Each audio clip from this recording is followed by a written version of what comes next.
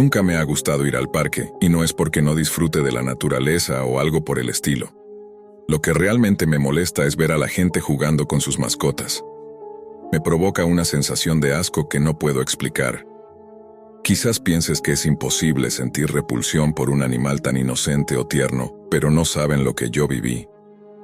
Si escuchas esta historia inquietante que me sucedió, te aseguro que tú tampoco volverás a ver a los animales con los mismos ojos. Mi nombre es Travis. Esto ocurrió hace 6 años, cuando tenía 21 y acababa de terminar la universidad. Era un jueves cualquiera y había salido a comprar algo de comida en el supermercado que queda frente a mi departamento. Tenía muy poco dinero, así que solo compré lo imprescindible. Al llegar a la caja noté que Quique, el cajero, me miraba fijamente. No éramos amigos, pero nos conocíamos porque vivía cerca. De repente se me cayeron las cosas que llevaba, y él me dijo con tono amable que parecía que estaba pasando por un mal momento económico. No respondí, me daba vergüenza, pero él me aseguró que no había nada de qué avergonzarse y que quizás tenía un trabajo para mí. Mi interés despertó al instante. Le pregunté de qué se trataba y cuánto pagaban. Me miró a su alrededor, luego sacó $1000 y me los entregó como adelanto, aclarando que ningún trabajo bien pagado sería agradable. Me pidió mi número para contactarme y hablar con más detalle después. Pasó una semana sin noticias. Para ese entonces ya había gastado $700, así que sabía que debía hacer ese trabajo pronto, aunque no tenía idea de qué se trataba. Pensé que sería algo sencillo, tal vez limpiar o hacer mandados en el supermercado, pero estaba muy equivocado. Una noche cerca de las 3 de la madrugada recibí un mensaje de Quique.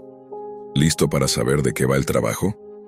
Le respondí que era muy tarde, pero igual me dijo que descargara un navegador llamado Tor. No entendía, pero seguí sus instrucciones y descargué el programa. Después me envió un enlace y me dijo que si conocía la Deep Web.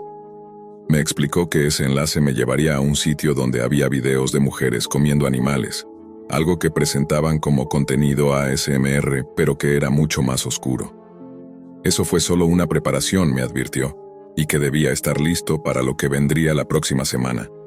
Luego se desconectó. Con miedo entré al enlace y me topé con un sitio llamado Al Natural, que se anunciaba como la experiencia auténtica de comer. Pedían $20 para acceder y los pagué. Al cargar la página, los videos que vi me helaron la sangre. Mujeres consumiendo animales vivos, crudos, torturándolos ante la cámara. El primer video mostraba a un hombre grande con una jaula llena de gatitos bebés que chillaban de miedo. La mujer, con una sonrisa macabra y dientes ensangrentados, destrozó a uno de ellos y comenzó a devorarlo sin piedad. La escena parecía sacada de una película de terror. El video terminó con la mujer devorando completamente al pequeño animal y yo, incapaz de soportarlo, arrojé el teléfono contra la pared y grité. Mi vecino, alarmado por el ruido, vino a preguntar si estaba bien. Inventé una excusa diciendo que intentaba matar una cucaracha y afortunadamente se fue. Esa noche no pude dormir, consumido por el horror. Comprendí por qué Quique no me había contado todo antes y entendí también que había cometido un grave error al pagar por ese contenido. Sabía que no podía dar marcha atrás ni devolver el dinero. Al día siguiente evité a Quique y el supermercado. Pensé que podría zafarme, pero una semana después, en la calle, fui atacado por 2 hombres grandes. Fui sorprendido por esos 2 tipos enormes que me tiraron al suelo sin darme oportunidad a reaccionar. Lo último que recuerdo es que me ataron las manos y me pusieron un trapo empapado con algo que me hizo perder el conocimiento. Cuando desperté estaba frente a una cámara, bajo luces muy brillantes que no me dejaban ver bien a mi alrededor. Un hombre entró en la habitación y al instante reconocí al que aparecía en esos videos horribles. Era el mismo que rompía a los animales en pedazos. Luego entró Quique, con esa sonrisa enferma que me heló la sangre. ¿Por qué evitas mis llamadas, Travis?, me preguntó con voz fría. Sentí un miedo indescriptible, pero le respondí que no quería participar, que no podía hacer eso. Él no mostró compasión. Me dijo que el dinero que me había dado era un adelanto y que ahora estaba atrapado. Le prometí que se lo devolvería, pero me amenazó diciéndome que no había forma de salir de ahí. Cuando cuestioné lo que hacían, mencionando la palabra caníbales, me golpeó brutalmente y me corrigió. No somos caníbales. Nosotros somos comedores reales, superiores a los demás. Luego hizo una señal a otro hombre grande que estaba en la esquina con una jaula. Pude escuchar los chillidos desesperados de lo que había dentro y la desesperación me invadió. Sacaron a un enorme roedor que luchaba por escapar, pero fue inútil. Lo destrozaron frente a mí. Intenté resistirme cuando trataron de obligarme a tragar partes del animal, pero me golpearon nuevamente. Sentí como cosas viscosas y calientes pasaban por mi garganta, y mi cuerpo reaccionaba con náuseas y vómitos. Pero no se detuvieron, siguieron forzándome a comer hasta que el animal desapareció casi por completo. Después de lo que parecieron horas, me dejaron tirado en el suelo, débil y derrotado. Me ataron y me encerraron en una pequeña habitación donde pasé días, solo alimentado con animales vivos, sin descanso ni esperanza. La pesadilla duró casi 2 semanas. Cada día era peor, cada animal más horrible que el anterior. Perezosos, cachorros, pajaritos. Mi cuerpo empezó a fallar, y mi mente también. Una noche, escuché ruido afuera, sirenas. La policía había llegado. Sentí que la esperanza renacía, pero justo cuando iba a gritar, comencé a convulsionar. Lo siguiente que recuerdo fue despertar en un hospital, con mi madre y un médico a mi lado.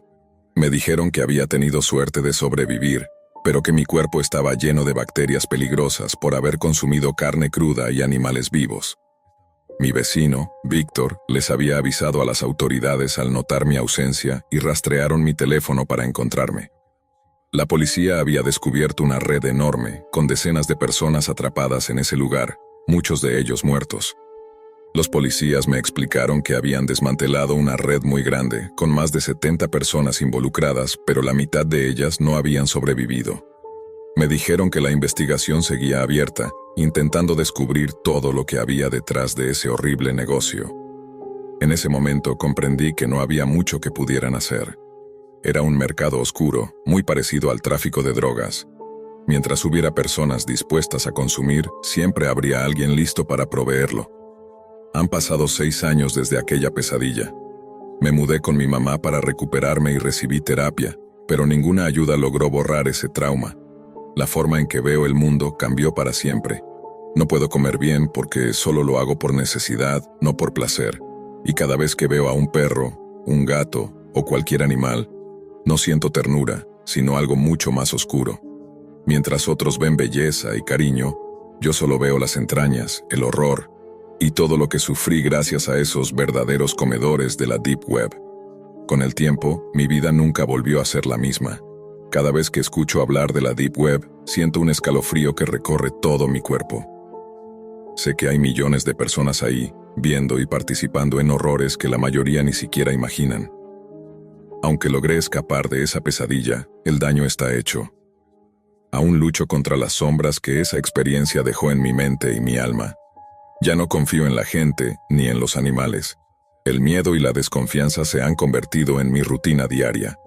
Y mientras ellos siguen ocultos en la web oscura, yo sigo tratando de encontrar una forma de sanar, aunque sé que nada podrá borrar por completo lo que viví. Hace tiempo decidí aprovechar mis conocimientos en informática para crear un pequeño foro en la Deep Web. La idea principal era compartir información sin que nadie la censurara.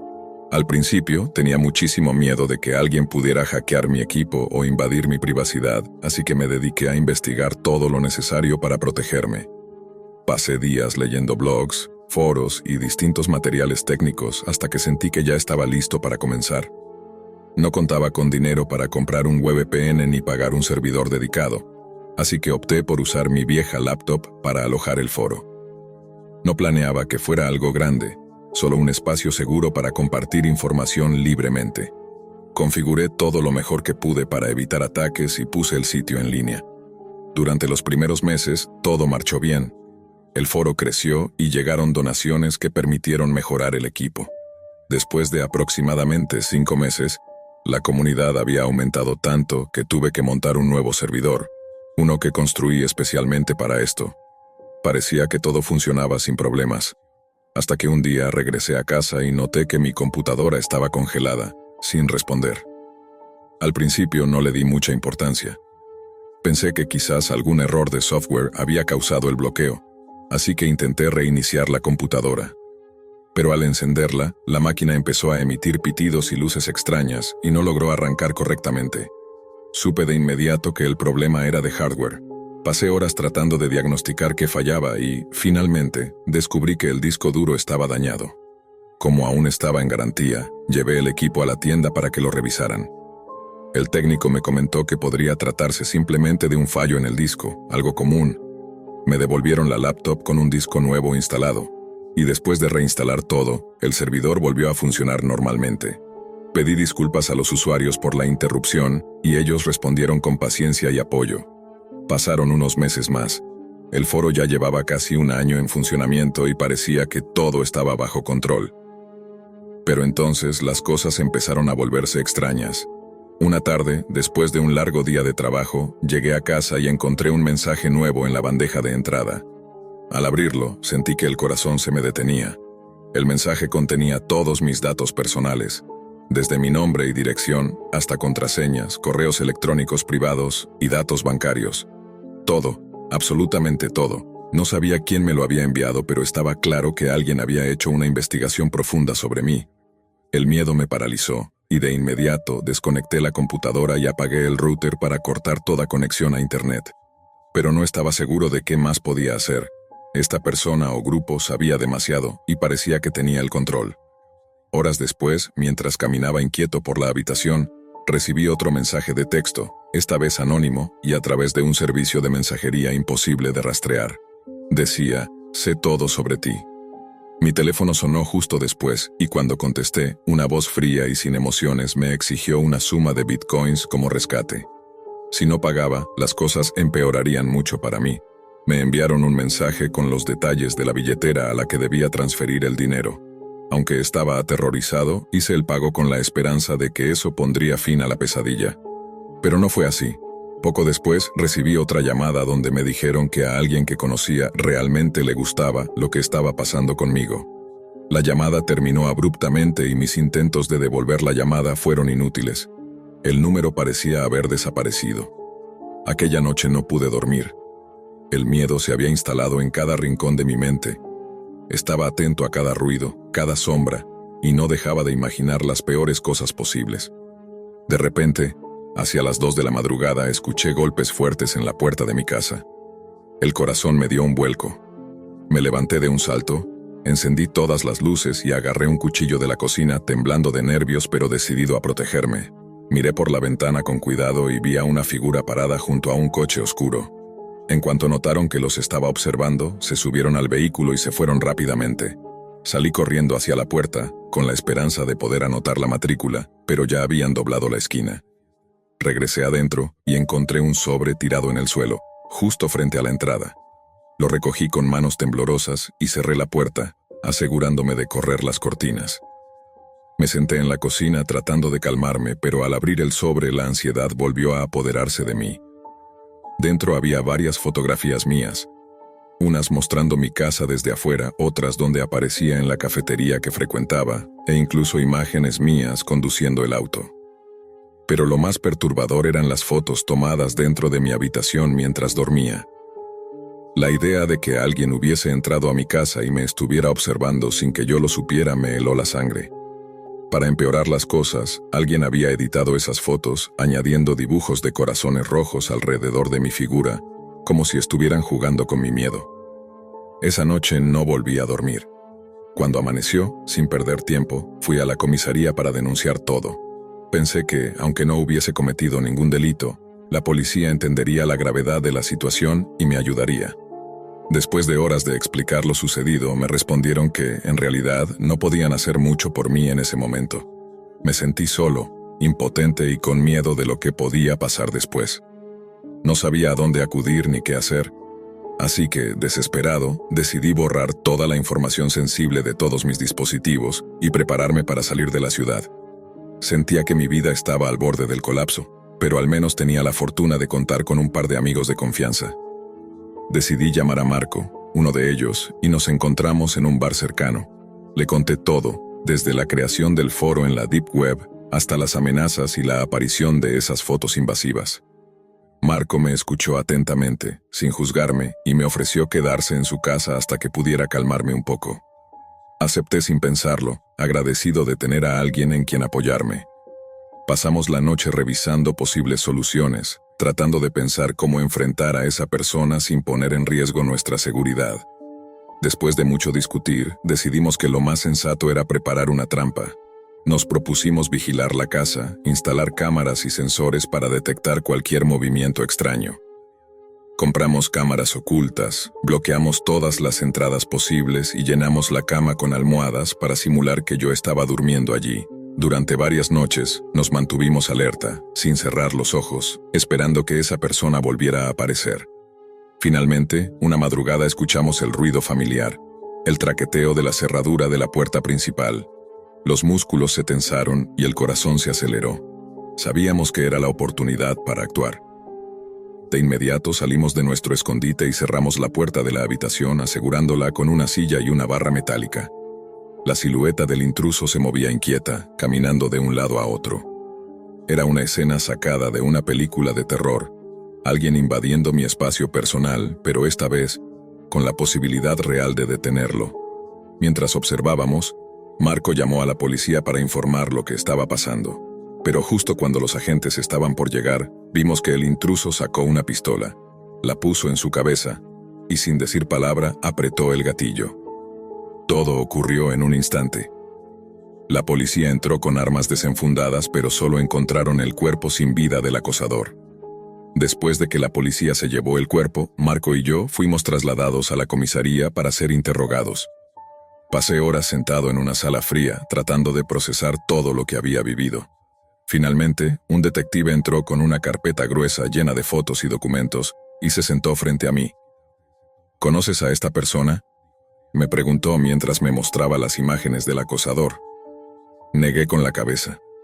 No lo había visto en mi vida, pero esas fotos y los detalles eran demasiado personales para ser alguien desconocido.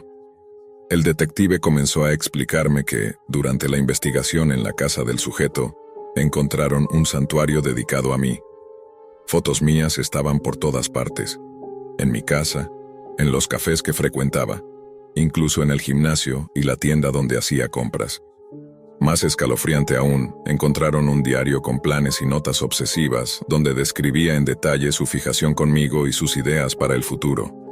Todo indicaba que el acosador actuaba solo, movido por una obsesión enfermiza. Había utilizado la Deep Web y mis propias publicaciones en el foro para seguirme y obtener información privada. Los mensajes, llamadas y fotos invasivas provenían de él, fruto de una vigilancia constante y meticulosa. La sensación de alivio se mezcló con miedo. Sabía que esta pesadilla había terminado, pero también comprendí lo vulnerable que podía ser cualquier persona en ese oscuro rincón de la red. Desde ese día, jamás volví a involucrarme con la Deep Web ni con foros anónimos. Aprendí a la fuerza que detrás de esa aparente libertad y anonimato se esconden peligros reales y personas con intenciones que pueden arruinar vidas. Después de aquella revelación, la realidad se hizo aún más tangible y aterradora para mí. No solo había sido víctima de un acosador, sino que ese acosador había usado la Deep Web, ese lugar en Internet que creía podía controlar, para invadir cada aspecto de mi vida privada. Lo que comenzó como un proyecto para compartir información sin censura terminó siendo la puerta a una pesadilla sin fin. Durante días no pude dormir bien. Cada sonido, cada sombra parecía una amenaza. Mi percepción de seguridad, que antes se apoyaba en mis conocimientos técnicos y precauciones, ahora estaba hecha trizas. Me di cuenta de que ningún conocimiento o herramienta es infalible cuando alguien con la intención y la paciencia suficiente decide violar tus límites. Marco fue un pilar fundamental.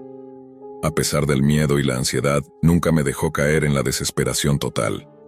Con él, diseñamos estrategias para reforzar mi seguridad digital, aprendimos sobre protección avanzada, redes seguras, encriptación y otras capas para blindar mi vida online y offline. Aún así, la cicatriz que dejó esta experiencia fue profunda.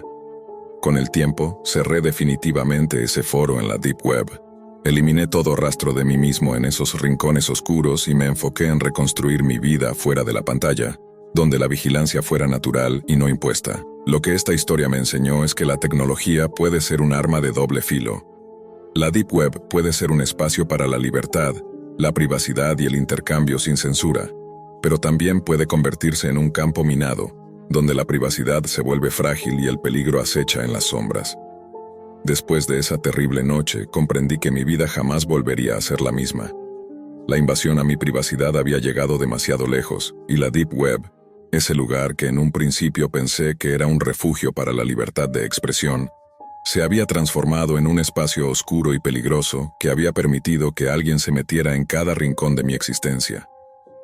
Mis intentos por recuperar el control fueron en vano. La tecnología que creía dominar me había dejado vulnerable, y el miedo constante me acompañaba a donde fuera. Agradecí tener a Marco a mi lado, porque sin su apoyo probablemente habría sucumbido a la paranoia. Finalmente decidí cerrar el foro, eliminar todos mis rastros y alejarme de ese mundo digital tan seductor como traicionero. Aprendí que la Deep Web no es un lugar para todos, y que a veces el precio de la privacidad puede ser demasiado alto. Esta experiencia me dejó marcado, pero también con una valiosa lección. La libertad en Internet siempre debe ir acompañada de una protección extrema, porque en las sombras hay quienes acechan con intenciones que nadie desea enfrentar. Durante 4 años invertí mi tiempo y esfuerzo en la universidad para obtener un título en Historia del Arte. Lo menciono porque, al graduarme, me di cuenta de que lo único que tenía era un trozo de papel sin valor real y una montaña de deudas. Resultó que el mundo no andaba necesitando expertos en mi campo. ¿Quién lo habría imaginado? Pasé los últimos 2 años buscando trabajo, pero todo intento terminó en fracaso. Finalmente, logré conseguir un puesto en un supermercado de la zona. El sueldo era miserable, apenas alcanzaba para sobrevivir. Vivía al día, sin margen para ahorrar ni salir del agujero financiero en el que estaba. Pronto las deudas de mis tarjetas de crédito se dispararon y supe que tenía que encontrar una salida cuanto antes. Fue entonces cuando recordé mis días universitarios y a ciertas compañeras que, en su momento, abandonaron la carrera porque encontraron una fuente de ingresos secundaria que resultó muy lucrativa.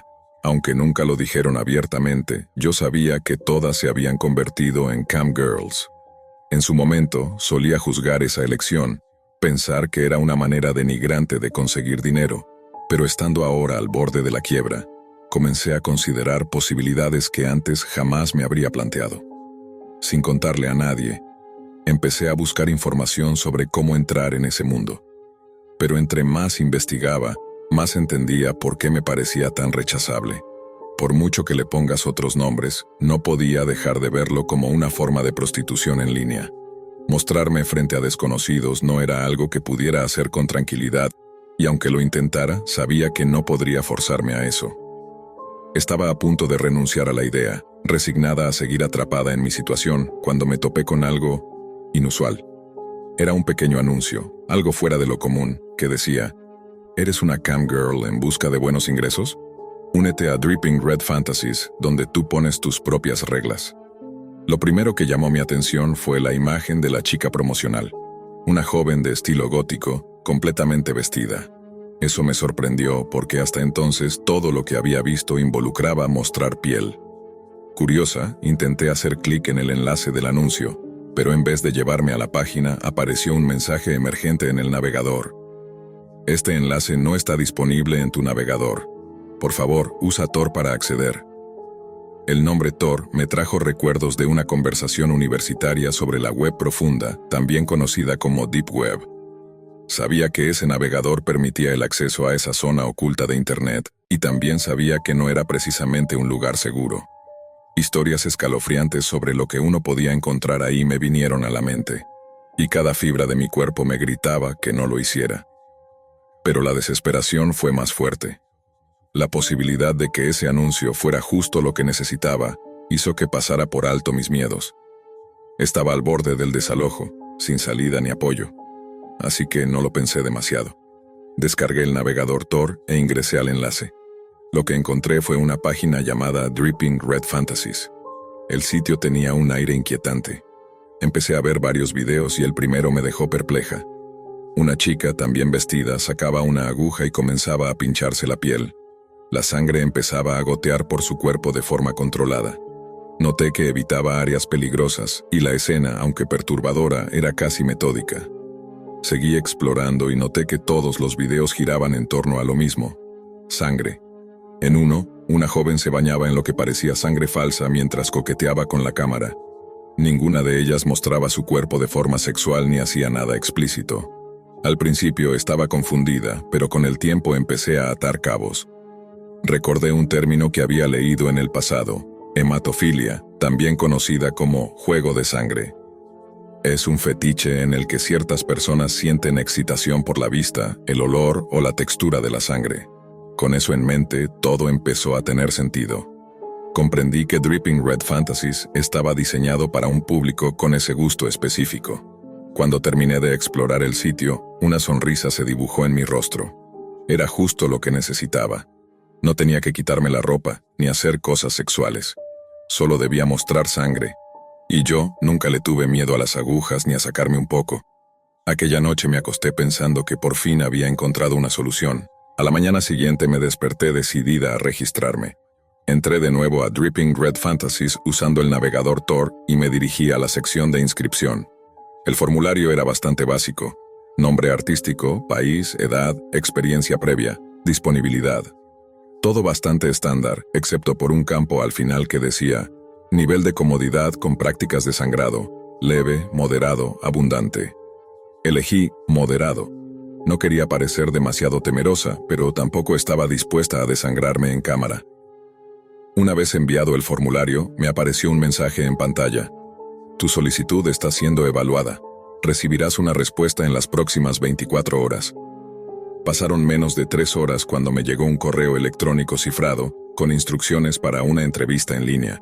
El remitente no usaba nombre, solo una dirección en la Deep Web. Me conecté a la hora acordada y me recibió una mujer enmascarada, con voz calmada y profesional. Me explicó que el sitio tenía reglas muy estrictas. Nada sexual, nada ilegal, nada que ponga en riesgo tu vida. Lo que ofrecemos es arte sangriento, la sangre es simbólica, una ofrenda, un lenguaje. Todo era tan extraño como fascinante. La mujer me advirtió que si en algún momento me sentía incómoda, podía retirarme sin consecuencias. Después de eso me dieron acceso a una sala virtual para los intérpretes, como nos llamaban. Era un espacio privado donde podía conversar con otras chicas que ya trabajaban en la plataforma. Lo más impactante fue que ninguna de ellas se veía alterada. Al contrario, hablaban de esto como si fuera una rutina cualquiera. Algunas incluso lo encontraban terapéutico. Me asignaron un mentor, una chica llamada Mira, con un aire misterioso y una voz suave. Ella me enseñó los básicos: cómo preparar una escena, qué tipo de agujas usar, cómo controlar el sangrado, cómo asegurarse de no dañar arterias ni venas peligrosas. Todo se hacía con una precisión casi quirúrgica. Al final de la semana, programé mi primera transmisión. Usé un número falso, maquillaje oscuro, luces tenues y un fondo rojo profundo. No sabía si alguien iba a conectarse, pero en cuanto empezó la emisión, vi como el contador de espectadores subía a pasos agigantados.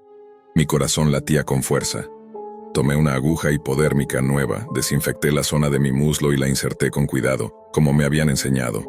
Un pequeño hilo de sangre empezó a deslizarse por mi piel. Las reacciones en el chat fueron instantáneas: perfecta técnica, rojo divino, la nueva reina del goteo. Gané $800 en una hora. Apagué la cámara con las manos temblorosas, no por el dolor, sino por la adrenalina. Sentía que había cruzado una línea invisible. No sabía hacia dónde me estaba dirigiendo exactamente, pero lo cierto era que había encontrado algo que funcionaba. No tenía que desnudarme. No tenía que complacer a nadie más allá de dejar fluir unas gotas de sangre. Durante semanas, todo fue así. Planeaba cada transmisión como una obra de teatro sangrienta. Usaba velas, música ambiental, disfraces, jeringas, bisturís, vendas. Me volví meticulosa. El público adoraba esa dedicación. Empecé a ganar más de lo que jamás había imaginado. Pagué mis deudas, renové mi department. Incluso pude ayudar a mi madre con unos gastos médicos. Pero entonces ocurrió algo peculiar. Un espectador habitual del chat, que usaba el seudónimo Rorschach Red, empezó a hacerme preguntas diferentes.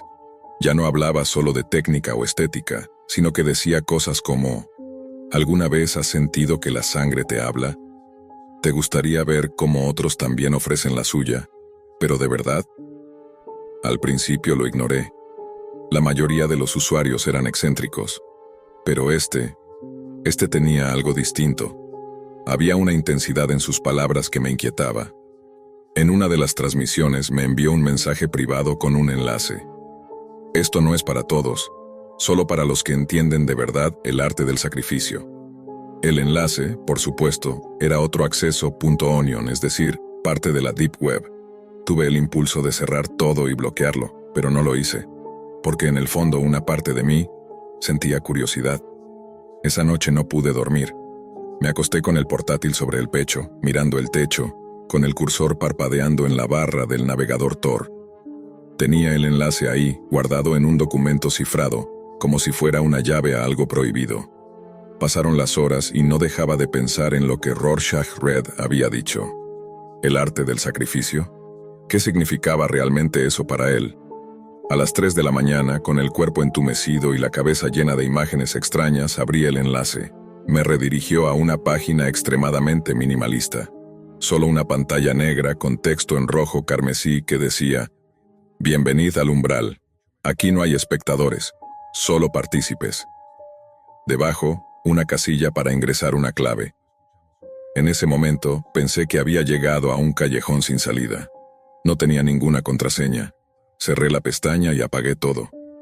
Pero justo al día siguiente, después de mi siguiente transmisión, Rorschach Red me escribió de nuevo.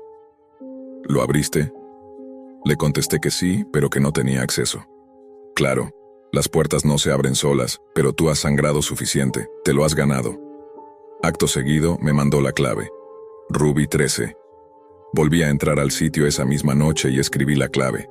Esta vez el portal se abrió. Lo que vi no se parecía a ningún otro espacio en la Deep Web que hubiera visitado. Era como una galería digital, dividida en secciones con nombres inquietantes, ceremonias, entregas, testimonios, flujos reales. Todo acompañado de fragmentos de video, imágenes borrosas, grabaciones de audio en varios idiomas y foros ocultos. La estética era diferente al resto de los sitios de sangre o fetiche. Aquí no había exageración ni show. Era meticuloso, frío, casi clínico. Vi un video de 11 minutos donde un grupo de personas, todos enmascarados, realizaban una especie de ritual en lo que parecía un sótano iluminado con luz infrarroja. Uno de ellos se sentaba en una silla metálica y mientras los demás cantaban en un idioma que no reconocía, se hacía un corte muy preciso en el brazo. Luego dejaba que la sangre cayera dentro de una copa de cristal. Cuando terminó, todos aplaudieron en silencio. Había comentarios debajo. Consagrado en nombre de la disolución. Una entrega limpia, honor al fluido. El cuerpo no miente. Tuve que cerrar el navegador. No porque me asustara, sino porque algo dentro de mí resonó con eso. Hasta ese momento, lo que hacía era un espectáculo, una performance. Pero lo que vi ahí parecía auténtico, ritualístico, como si hubiese una estructura mucho más antigua, más profunda, detrás de todo. Durante los días siguientes, Rorschach Red continuó enviándome fragmentos, accesos restringidos y documentos en PDF en los que se hablaba de la pureza de la pérdida, de los vasos de carne y de algo llamado la piedra hemática, todo en un tono entre filosófico y sectario. Una noche me mandó un solo mensaje. Si estás lista para ver, ven tú misma. Debajo unas coordenadas. Las ingresé en Google Maps. Era un lugar a las afueras de la ciudad. Un punto en medio del campo, sin construcciones cercanas. No tenía lógica. Pero ahí estaba. Clarísimo. Y fue entonces cuando todo cambió. No sé en qué momento tomé la decisión de ir. Supongo que ya estaba dentro. Nadie te obliga. Nadie te convence. Simplemente ocurre. Me subí al auto al anochecer. El camino hacia las coordenadas era largo y solitario. Ni una sola casa, ni luces en kilómetros. Solo el sonido del motor y mi respiración cada vez más agitada.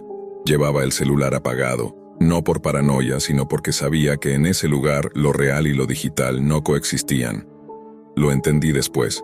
Al llegar vi un cobertizo de metal oxidado, a medio camuflar con ramas secas.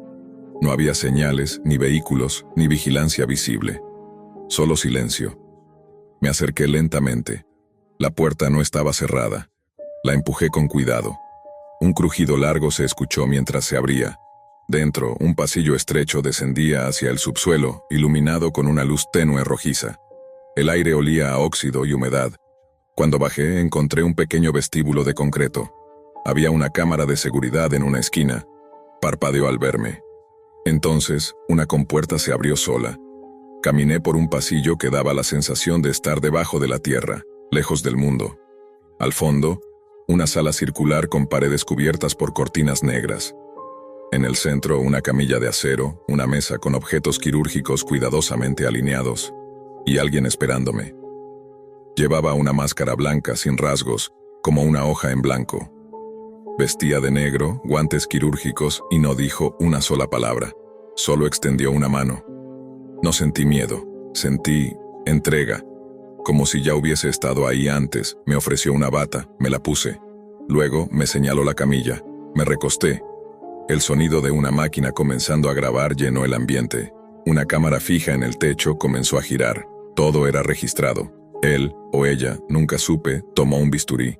Lo sostuvo frente a mi rostro como si esperara confirmación. Asentí, y entonces comenzó. El bisturí rozó mi piel, pero no fue dolor lo que sentí, sino una extraña calma. Cada corte era medido, preciso, casi artístico. La sangre comenzó a fluir, y con ella, una mezcla de temor y extraña fascinación me invadió. La cámara capturaba cada instante, mientras la máscara blanca observaba en silencio. Poco a poco, la habitación pareció desaparecer, y solo quedamos esa escena macabra y silenciosa, suspendida en el tiempo. Sentí que algo dentro de mí se liberaba, aunque sabía que estaba jugando con fuego. De repente la puerta se abrió violentamente y la figura enmascarada se giró. No hubo palabras, solo el sonido de pasos apresurados. La luz roja se apagó y la sala quedó a oscuras. Desperté horas después en mi apartamento, con vendajes en los brazos y la cabeza llena de preguntas y miedo. Sabía que ese lugar era solo la punta de un iceberg mucho más oscuro, escondido en la profundidad de la Deep Web. Ese episodio marcó un antes y un después en mi vida. Decidí alejarme de ese mundo, pero la deuda emocional y física quedó tatuada en mí para siempre. Desde entonces volví a lo básico, a trabajos modestos y a reconstruir mi vida paso a paso. El dinero rápido no valía ese precio. Y aunque la sombra de aquella noche sigue presente, aprendí que no todo lo que brilla es oro, y que hay secretos en la Deep Web que es mejor dejar enterrados. Lo que voy a contarles sucedió cuando tenía 19 años y estaba cursando mi segundo año en la universidad. En ese entonces era un chico bastante atlético y vivía en una zona rural de Florida. Mi casa estaba rodeada de árboles y desde allí hasta la parada del autobús había un camino largo que normalmente recorría trotando. Luego tomaba el bus hacia la universidad, porque no contaba con dinero suficiente para vivir en el campus. Ese día llegué 5 minutos tarde a clase, nada grave, pero fue suficiente para recibir una mirada de desaprobación por parte del profesor. Me senté y empecé a preparar mis apuntes. Mientras hojeaba un libro, escuché que un grupo de compañeros hablaba sobre páginas ilegales en Internet. Uno comentaba que había pedido un poco de marihuana y LSD, pero lo que realmente captó mi atención no fue eso, sino la idea de que existían cosas en la red que no se podían encontrar usando buscadores normales. Cuando la clase estaba por terminar, escuché que uno le recomendaba a otro descargar un navegador llamado Tor, que supuestamente daba acceso a una parte oculta de Internet, inaccesible con navegadores comunes. Quedé fascinado por lo que oía y anoté el nombre para investigar más tarde. Al acabar las clases, volví por mi camino habitual, trotando hasta la parada, el bus y luego corriendo hasta casa. Al llegar, no perdí tiempo y busqué en mi computadora sobre Tor. Lo descargué y antes de usarlo, leí que era recomendable usar una VPN para proteger la dirección IP y mantener el anonimato. También descubrí que con ese navegador se podía entrar a la llamada Deep Web, un lugar que mucha gente considera peligroso y mejor evitar. Mi curiosidad, que siempre ha sido difícil de controlar, me empujó a seguir adelante. Instalé la VPN como recomendaban y luego abrí el navegador Tor. Apenas lo inicié, me topé con algunos enlaces extraños. No eran los sitios comunes que uno encuentra en Internet, sino páginas oscuras, de apariencia primitiva, sin colores llamativos ni imágenes, solo texto plano y enlaces a más páginas oscuras. Comencé a explorar con cautela. Lo primero que vi fueron sitios que vendían medicamentos sin receta, otros ofrecían armas, e incluso servicios más turbios que ni me atrevo a repetir. En cada nuevo enlace sentía cómo el ambiente se volvía más inquietante. No había publicidad, no había diseño, solo un silencio digital cargado de tensión. Y fue entonces cuando encontré un vínculo distinto. No tenía descripción, solo un texto vago y misterioso. Entré. Lo que apareció en mi pantalla fue una página completamente vacía, sin imágenes, sin menú, sin instrucciones. Todo blanco. Pasaron unos segundos en silencio hasta que, de repente, apareció una frase en el centro. Si no sabes lo que es este lugar, será mejor que te vayas. Justo debajo había 2 botones, uno para salir y otro para continuar. Me quedé inmóvil frente a la pantalla, como si algo me dijera que no debía seguir. Pero otra parte de mí, la parte que se niega a quedarse con la duda, pensó, ¿qué podría pasar?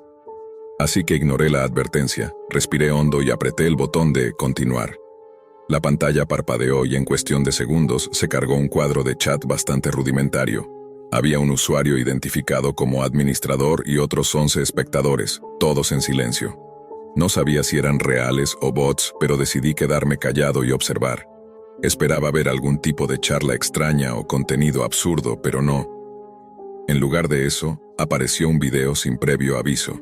Lo que vi en esa grabación me hizo encoger el estómago. En la imagen aparecía un hombre atado a una especie de crucifijo de madera. Sus extremidades estaban fijas con gruesos clavos y la sangre salía a borbotones de cada herida. Su rostro estaba cubierto por una máscara grotesca, como si lo hubieran desfigurado o mutilado. La escena era brutal, completamente fuera de todo lo que había imaginado. Por un segundo pensé que era falso, algún efecto visual bien hecho, una edición maquiavélica. Pero algo en la crudeza de los detalles me decía que aquello era real. Entonces, en el fondo del video, se abrió una puerta. Muy lentamente. Y de ella salió otra figura. Un hombre alto, con una máscara blanca sin expresión. La máscara era idéntica al rostro del hombre crucificado. Como si lo estuvieran imitando, burlándose de él o representando algún ritual enfermo. Sentí náuseas. Quise cerrar todo y salirme del sitio inmediatamente. Pero al mover el cursor para buscar el botón de salida, noté que ya no estaba. No había forma de cerrar el chat. Intenté cerrar la pestaña, pero nada. Ni con el teclado ni con el mouse. Todo se había congelado. Era como si el sitio me hubiera atrapado. Y entonces, vi un mensaje nuevo en el cuadro de chat. ¿Por qué te vas tan rápido? Me quedé sin aliento. Era como si el administrador supiera exactamente lo que yo estaba haciendo en ese momento. Quise pensar que era una coincidencia, una broma automatizada, pero lo que pasó a continuación borró cualquier duda. El administrador publicó una fotografía. Era yo, una foto mía, sentado frente a la computadora en ese mismo instante. Me paralicé. El terror que sentí en ese momento no se parece a nada que haya experimentado antes. Mi cuerpo dejó de responder. Mis manos sudaban, mi corazón se disparó. En ese instante escribí en el chat: voy a llamar a la policía. Pero fue lo peor que pude hacer. El administrador respondió casi de inmediato, y su respuesta fue una amenaza directa. Si lo haces, iré por ti, te cortaré la garganta y no dejaré ni una huella. Luego empezó a publicar información personal mía. Primero, mi nombre completo. Después, la dirección exacta de mi casa, mi facultad, mi número de estudiante. Incluso los nombres y direcciones de mis padres, mi hermana y mis abuelos.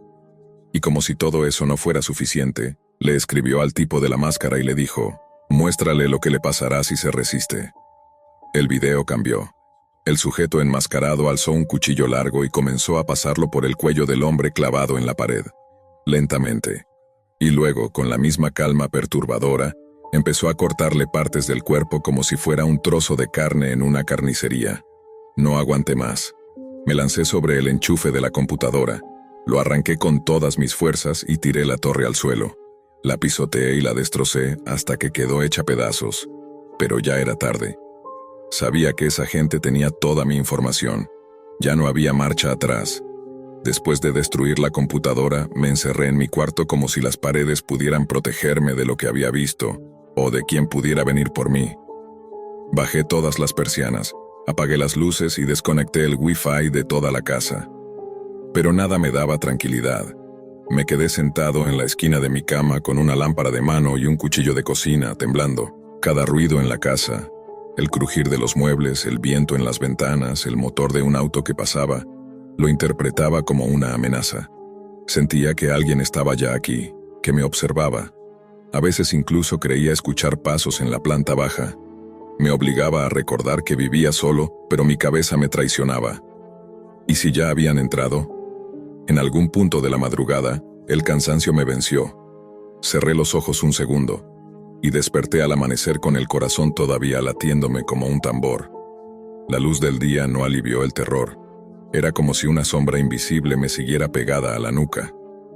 Decidí salir del departamento. Fui a un cibercafé lejos de mi barrio, uno donde nadie me conociera. Entré, pedí una cabina privada y usé una de las computadoras del local para buscar qué podía hacer. No me atreví a iniciar sesión con ninguna cuenta.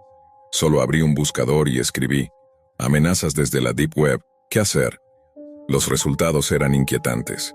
Había cientos de historias parecidas. Gente que, como yo, había accedido por curiosidad a páginas que jamás debieron abrir. Muchos decían que después de ver ciertos contenidos empezaron a recibir mensajes extraños, llamadas desde números desconocidos, incluso visitas nocturnas de sujetos encapuchados. Y no todos vivieron para contarlo. Un nombre se repetía en varios foros: la red de las máscaras. Según los comentarios, era una red secreta dentro de la Deep Web que transmitía torturas en vivo, dirigidas por un grupo de psicópatas organizados que ganaban dinero vendiendo experiencias exclusivas a clientes anónimos dispuestos a pagar miles de dólares por ver sufrimiento real. Lo enfermizo era que muchos usuarios aseguraban que, si te metías donde no debías, esa misma red te convertía en el siguiente espectáculo. Y eso me estaba pasando a mí. Volví al departamento al atardecer, pero no encendí ninguna luz. No quería que nadie desde afuera supiera que estaba adentro. Revisé cada rincón del lugar con una linterna. Me aseguré de que no hubiera cámaras ocultas, micrófonos, nada. Pero en el fondo sabía que no necesitaban colocar nada físico. Si habían tenido acceso a mi webcam en tiempo real, podían tenerlo a todo. Esa noche, mientras intentaba dormir con un cuchillo debajo de la almohada, mi celular vibró. Lo tenía apagado desde el día anterior, pero al parecer se encendió solo. La pantalla mostraba un mensaje nuevo de un número desconocido. Solo decía: no sirve de nada esconderte, ya estamos adentro. Lo tiré al suelo de inmediato. Al día siguiente fui a una comisaría. Conté todo lo que había vivido: el acceso a la Deep Web, la amenaza, la foto, la información personal filtrada. Pero el oficial que me atendió me miró con cara de aburrimiento. Dijo algo como: mire, joven, la mayoría de esas cosas son montajes, videos trucados, gente que quiere asustar. Si no tiene pruebas concretas de un delito, no podemos hacer nada. Si no hubo un contacto físico, una agresión directa, es imposible rastrear algo en la Deep Web. Insistí, le mostré la foto, la amenaza, mi dirección escrita por extraños, pero él solo me recomendó cambiar de número y tener más cuidado con lo que uno ve por internet. Me sentí invisible, desprotegido. Nadie iba a ayudarme. Así que tomé una decisión drástica. Vendí mi computadora. Cambié de celular, de número, de proveedor. Me mudé de departamento. Incluso abandoné la universidad por un semestre. Bloqueé todas mis redes sociales, cerré cuentas, borré correos. Me aislé por completo del mundo digital. Me convertí en un fantasma. Durante un tiempo, eso pareció funcionar. Pasaron semanas sin ninguna señal, ni mensajes, ni llamadas, ni apariciones extrañas. Empecé a relajarme poco a poco. Incluso comencé a pensar que todo había sido parte de una pesadilla amplificada por mi paranoia, que quizás, en verdad, era solo un montaje elaborado para asustar curiosos. Hasta que una noche, mientras caminaba por la calle rumbo a casa, sentí que alguien me seguía. Volteé varias veces y no vi a nadie, pero los pasos se escuchaban detrás de mí. Apresuré el paso, crucé la avenida, me escondí entre autos, pero los pasos seguían ahí, constantes, pegajosos. Cuando llegué a mi nuevo departamento, respiré aliviado al cerrar la puerta. Encendí las luces, todo parecía normal, hasta que encontré sobre la mesa del comedor un sobre blanco que no estaba allí antes. No tenía sello ni remitente, solo mi nombre, escrito a mano con tinta roja. Adentro había una hoja doblada en 4. Al desplegarla, vi una sola línea escrita. «Qué bonito lugar has encontrado. Te veremos pronto». Me quedé helado. Apreté la hoja entre los dedos como si eso pudiera borrar lo que acababa de leer. «Te veremos pronto». No decía te buscaremos ni iremos por ti, decía veremos. Eso implicaba algo mucho peor. Ya me estaban mirando. Revisé todas las ventanas. Las cortinas estaban cerradas. Me acerqué con sigilo, abrí una pequeña rendija en una de ellas y miré hacia la calle. Todo parecía normal, pero sabía que no lo era. En algún punto, alguien había entrado a mi nuevo departamento, sin romper cerraduras, sin dejar huellas. Y había dejado ese sobre. Mi respiración se volvió errática. No podía pensar con claridad. El estómago me ardía como si tuviera ácido en lugar de nervios. Revisé el lugar completo. Nada roto, nada forzado, ninguna cámara visible. Pero en ese momento comprendí algo. El problema ya no era el lugar donde vivía. El problema era yo. Ese sobre me dejó claro que no importaba cuántas veces me mudara, cuántas redes cerrara o cuántas computadoras destruyera. Había entrado en un lugar del que no se puede salir. La Deep Web no es un sitio, es un umbral. Y al cruzarlo me convertí en parte del juego. No dormí esa noche ni la siguiente. Vivía con las luces encendidas, pero sin conectarme a nada. Ni celular, ni computadora, ni televisión. Nada que pudiera ser intervenido. Compraba comida con efectivo, evitaba cámaras, no hablaba con nadie. Me había convertido en una sombra por puro instinto de supervivencia. Hasta que cometí el error. Una noche necesité buscar una dirección médica, un dentista. Llevaba días con una muela reventándome la cabeza. El dolor era insoportable, y mi paranoia no me dejaba pensar con claridad. Así que salí, caminé hasta una cafetería con Wi-Fi público y usé uno de esos pequeños teléfonos de prepago para abrir el navegador. Solo eso. Nada más abrí la búsqueda, apareció una notificación. Bienvenido de nuevo. El celular se apagó por completo. La pantalla se volvió negra y no volvió a encender. Lo tiré al suelo como si me quemara los dedos. Esa misma noche, en la puerta de mi departamento, alguien pegó una hoja. Ni siquiera tocaron, solo la dejaron. Era una captura de pantalla, un video, una toma nocturna de mi cama, yo acostado, dormido, y una figura borrosa parada a menos de 1 metro de mí. Su cara cubierta por una máscara blanca, lisa, sin ojos, sin boca. En el pie de la imagen, un título: Próxima transmisión, en breve. El mundo dejó de ser real. Salí huyendo.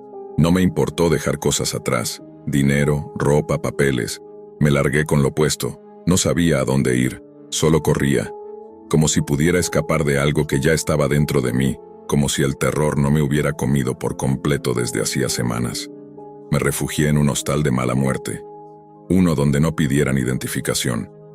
Pagué con billetes arrugados y me encerré en una habitación sin ventanas. Dormí con la espalda contra la puerta y el cuchillo al lado. Pasaron 2 días sin novedades. Ni sobres, ni amenazas, ni sombras. Empecé a pensar que tal vez se habían cansado, que quizás si me mantenía desconectado, fuera de la red, perderían interés. Me aferré a esa esperanza como a un clavo ardiendo. Entonces llegó la noche del tercer día, y todo cambió otra vez. El encargado del hostal tocó mi puerta. Dijo que habían llamado preguntando por mí, que habían dicho mi nombre completo y que incluso describieron mi ropa. Me dijo que no iba a darles mi número de cuarto, pero que sonaba como alguien de confianza. Le cerré la puerta en la cara y supe, en ese instante, que ya no había refugios. Volví a tener acceso a una computadora días después. No por decisión propia, sino porque alguien la dejó encendida en un café. Y por alguna razón, me sentí atraído.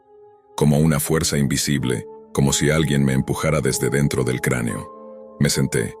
La pantalla estaba abierta en un navegador. La página cargada era negra, sin ningún logo. Solo una frase titilando en letras blancas. Ahora eres parte del contenido. Y debajo un botón rojo que decía, transmitir en vivo. Me quedé mirando ese botón rojo que parpadeaba como un latido. Transmitir en vivo.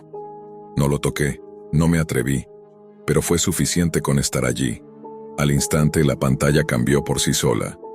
Una cuenta regresiva comenzó. 10, 9-8 intenté cerrar el navegador, apagué el monitor, desconecté el cable, pero la computadora seguía viva. Los ventiladores giraban como si el corazón de una bestia se agitara debajo del teclado. Cuando el conteo llegó a 0, la pantalla volvió a encenderse.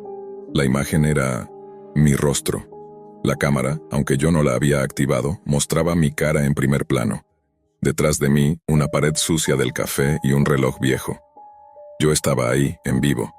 Y al lado de mi imagen, un chat en tiempo real explotaba con mensajes. Eran miles, y no eran bienvenidas. Ahí está. Al fin lo tenemos. Que empiece el show. Me puse de pie de un salto y tiré la laptop al suelo. La gente en el café me miró extrañada, pero nadie hizo nada. Salí corriendo una vez más. No sabía a dónde, pero debía alejarme. El problema era que ya no había dónde esconderse. Ellos me tenían. Siempre lo habían hecho. Pasé días en fuga. No comía, no dormía. Solo caminaba. Me convertí en un fantasma entre ciudades, estaciones, terminales de autobuses. Dejé de hablar. Ya no confiaba en nadie. No existía lugar seguro. Hasta que llegó el último mensaje. Fue en una estación de metro. Una vieja pantalla de información parpadeó y luego cambió, sin explicación, solo una línea. Último episodio, esta noche. Debajo, una dirección IP y una hora. Ya no me resistí, ya no había caso, ya no había a dónde correr. Llegué a una casa abandonada en las afueras, un galpón con vidrios rotos, sin luz eléctrica. Adentro, una única silla de metal frente a una cámara apuntando al centro de la habitación. En una pared, alguien había dibujado en sangre el símbolo que había visto tantas veces en esas transmisiones prohibidas de la Deep Web. Un círculo tachado, como un ojo cerrado. Me senté. No por valentía, sino porque entendí que la historia no era mía, era de ellos. La cámara se encendió sola. Un piloto rojo brilló, como un ojo despertando. La pantalla frente a mí mostró una vez más la frase que me había perseguido durante semanas. Gracias por mirar. Ahora, tú eres el espectáculo. El chat se llenó. Decenas de miles de personas conectadas. Risas, apuestas, comentarios morbosos. Yo solo cerré los ojos. No puedo contar lo que pasó después, porque no fui yo quien vivió ese final, fui solo el siguiente episodio, y si estás leyendo esto, entonces ya abriste la puerta también.